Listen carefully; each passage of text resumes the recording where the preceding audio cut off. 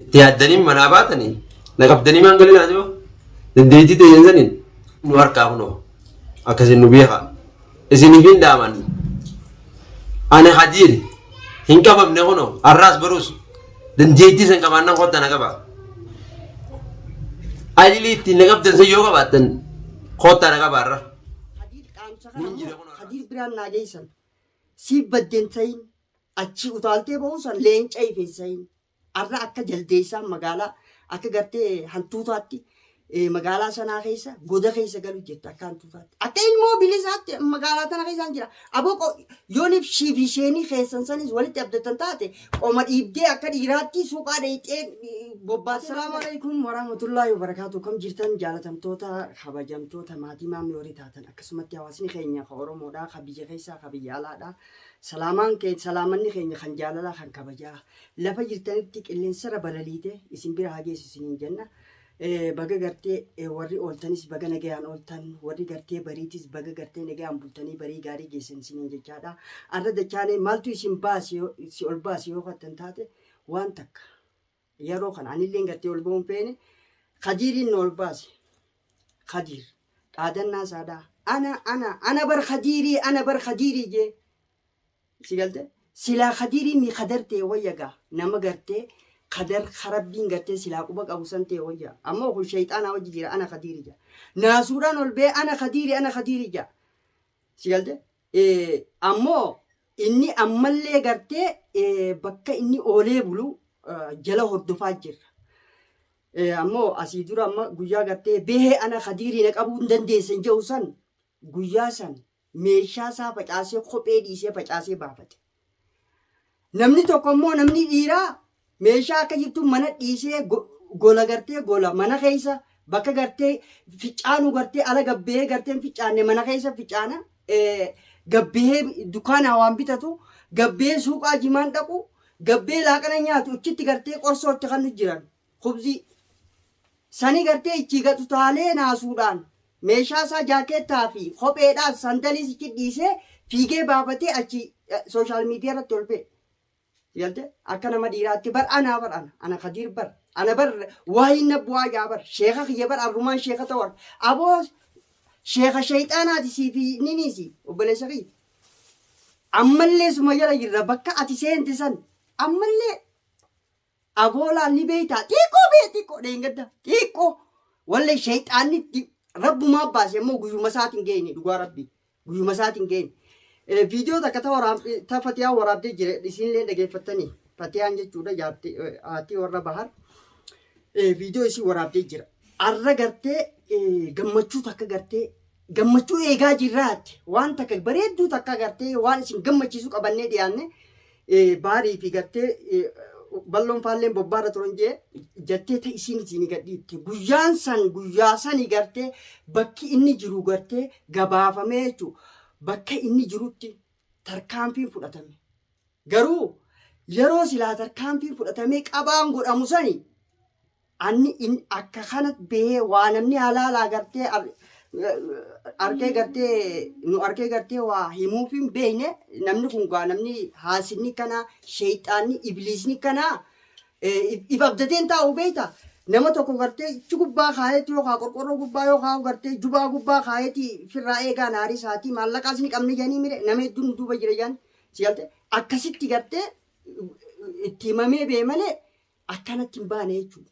Sanni ajjeebee duuba sheeka kiyyaa bar sheeka kana arrumaan itti amanee jira aboo sheeka shayxaanaa fi jinniidhaa keetis yoo waliin hallayyaan seenye ni gartan bahuu keessan dhugaa ibseeteen dubbatin. As jeebisee sanuu ani jara hidhaa jirullee gartee finne baharuu nuu waatti godhee mucaa galchuuf deemaa jira. Bahar waatti godhaniis hin jiru dheengadde isin dhiyeessinee jirra. Haati warra saadhaa jechuun Fatiyaan bahar fayya qaba akka gartee koomentii barreessinsanii miti nagee qaba. Wanni Khadiir ja'uus gartee hijibaadha. Si galtee suni jechuudha. Suniif ammallee taanaan dhaadannoon inni dhaadatu abadan gartee Fatiyaa fi Baaris bira jirra. Isa kana immoo akka gartee mataa keessaa rifeensa tokko qabanii harkisanii baasanitti goda wakkallee inni jiru hallayyaa inni seene akkasiin luqaafne akka rifeensa keessaa luqaasanii luqaasnee baasuu ta'e yeroo gabaabduu keessatti. Jaraammoo gartee inni hidhaadhaa bahu jira maarre akka sumudaa itti gaddabeessinee jirra. Isaan bahuudhaa miti. Jara kaanuu hangaas baasanitti. Wanta akka jeemmoo wanni ni jeesan bar sheeka keenyaan duuba jiraati. Arraa wanniidhaas mul'ukaas gartee wanni barsiiseetiin jira haxxii barsiise. Yooni gartee isin naqabdanis isiinuu gartee waajjuu godhuu dandeessi. Hallayyaa hundaas gartee barsiiseetiin jira. Hadir deebi'ee yoo qabamees mul'ukaan namoota irratti bakkaan hambee hubeeti. Bakkaan hambee hunda godhuu hunda barsiisee hin jira mul'ukaan. Akkaan deebiitanii yoo isin naqabdanis isin harkaa bahu ni hin beekan. Murteeffadhee hin jiru. Bakka sana bakki inni shawwatuu deemu beektaa? Namoonni jajjabaan gartee amma isaan booda jiran. Sigalte tokko hadiiri haicitee harkaa qabu takkaasisiidha. Sigalte amma yooniin qabamellee sigalte isiidhaa haicitee harkaa qaba jechuudhaas dubbachuu barbaadeetti. Sigalte ammoo isummaan tunuu hiccitummaan guddoonuu gartee isii harka jiraachuudhaas gartee waan kanarraa namaaf gala. Wanni immoo muluukaa dhugaadha. Hamtuullee taatee waan feetellee taatu intala dhalaadhaa akka dhiiraa godhuun namaan geessu. Fatiyaan isin beektan gaa nama gaariidha nama raamata qabu silaa gartee irraa waa'ee gartee ilmoo isaanii illee dheengadde isin himeetiin jira ilmoon isaanii akka isaan jiraachisutti hin jirre jiraachuu jira akka gaariitti achi jireenya irra ta'eefu walleenuuf afanfaajjii fi siirii isaanii santu dhamaase. Sigalte ammuudhaan nagee qabaa'u viidiyoo irra gartan haboo biraan jira waggaa jehuunis ilmi namaa ka gaarii yaadu nama akkasiiti. Arrammoo deebi'anii shira kanaan gartee shira kanaan dhaadatan. Kadiir dhaamsa kana ammoo kadiir biraan naa geessan. Siif baddeen ta'iin achi utaaltee bahuusan leenca ifeessa'iin.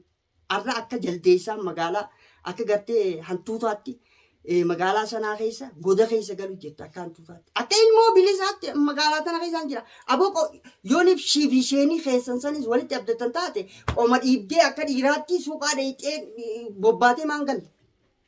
Sigalte galaa bobbaa wallaalee mana galee taa'u jira sun akkanatti isaan baddu ammoo arra laal bal'oo maamme diine isintu gartee baharii fi fatiyaallee gartee hallayya dhiibu jira irraa dhaabbaddaadha. Wanni gartee arra nuti cinaa dhaabbannuuf isaan kana yoo kophatti harkatan gartee roorroo biraatti irratti oofan jechuudhaaf. Garuu yoo namni kun biraa dhabame tarkaanfii biraa irra fudhatan. Sunii cinaa dhaabban. Akka namni cinaan dhaabbannee fi isin hallayya oofu jira. Uummata kana dhiisaadha. Dhugaa dhiisanii hin dhiisan. Kalee isaa wajji nyaatanii akkas godhanii. Arra yooni fursaatti harkatanii dhiisanii hin dhiisan. Tunis olola gartee akka namni gartee isaanitti dhiyaanne godhu jechuudha. Kanaas gonguma nayyamnu dabarsinee isaan itti ilaalu. Ilmoo magantaa. Yoo ilmoo san deebisu baatti teessan isin jalaa fuunaadha. Silaa gartee asii dura qabuutan taate isaa. Garuu amma qe'ee baarsaa odeeffannoo nama qabdanii se'u. Eenyu akka jiru galgalaa ganama akka isin itti eeggamu jirtu sochiin godhamu jirtu. Obboleessa kiyya bar kismidaal wadaajaa si qophaa'ee jira. Akka kismidaal wadaajaatti ciramuudhaaf ta'e sammooti. Sigaltee ilma dhiiraati. Harka keenya galumaaf teessa. Akkaan taatu akka malee taatu bubbuluu tana dhugaan se'in. Bubbuluu tana bishaan dhuguu kana dhugaan se'in. Saayiboo. Saniif kunilleen akkas haa ta'u nuti immoo gama kaaniin gartee dhugumatti namoota gartee arrallee ni dhaaddatanii bara. Humna jabduu qabna, horiis ni qabna, namaas ni qabna. Kanaaf gartee wanni gartee dhaammonnu takka hin jirtu jara kaanis ni baafna. Sheeka gartee ganaa gartee baharii fi fatee nutti amanu ta'a. Aboo nuti bar nama rabbitti amanee jiru saayiboo. Sheekaa fi jinni sirii si jaatanii fi qarxaasa si jaatanii kana obboleessa kiyya nama gartee sammuutti nu gadi hin buutu. Diin rabbi nuuf fanne. Akka ifiitti amantee nama amansiisuu hin dandeessu. Suni dhaamsa biyya gabaabaan kanuma ammoo qabaan isaatiis gartee tarkaanfiin bifa qindaawaadhaan jala yaa'u jirra. Yeroo gabaabduu keessa waan kana qulqulleessinee murna isaatiis calleessinee hawaasa Oromoo kana keessaa luqaafnee akka hawaasni kun nagee ta'u halkanii guyya carraa'ina hafuuran baafannu hanga waan kanarra geenyutti. Ta'ammoo namni gartee gamanaan gartee isin godhuu dandeenyaan hunda arra gartee naasuu bakka seenan dhabaniiti gartee olola gabbaanii haasa'u malee wanni tun hundi nu kijiba. Suniif daawwattoota keenya hanganumaan jechuu barbaade isin hundinuu dhaamsa kana Kadir biraan naageyaa. Kadir biraan naageyaa. Arra namni gartee isiniif goggodhatu tokko hin jiru.